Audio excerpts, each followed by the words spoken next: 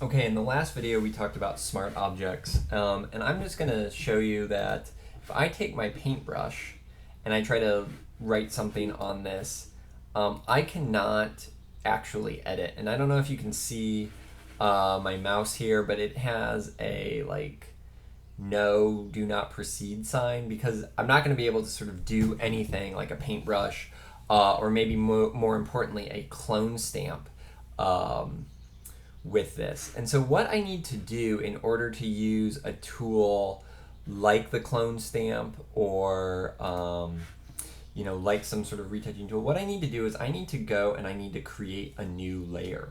And there's a couple ways I can do that. I can go down here to the bottom menu bar and use this folded over piece of paper icon where it says create a new layer. I can also go to layer, new layer.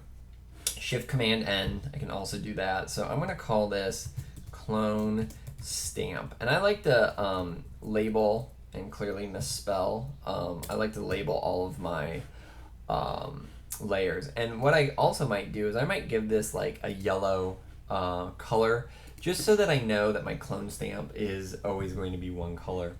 And now, once I go into my clone stamp, there's a bunch of different modifiers up here. I can use the opacity, the flow, whether it's aligned or not, but I can actually sample these different types of layers. So on something like this, instead of just sampling the current layer, which is blank and has nothing in it, as you can tell by this background grid, I'm going to go to current and below.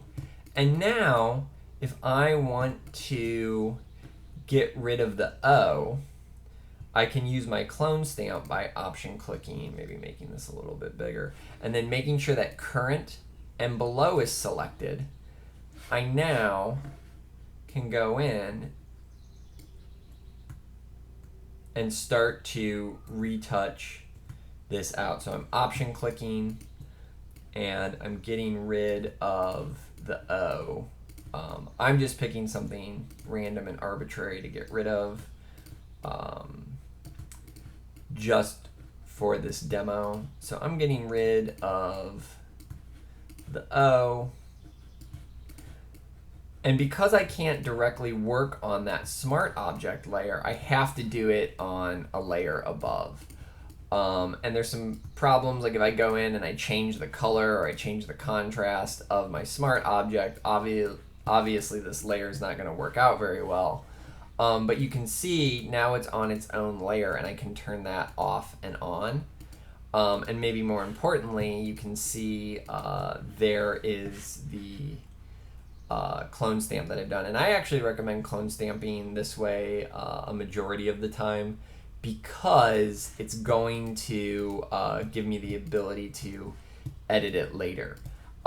So now what I can do is if I need to make this brighter or darker, I can go in to a curves layer and I can make an adjustment on a curves layer from a top down. And so now, yes, I'm now not editing parametrically, but now all of this clone work that I've done or this retouching will be preserved.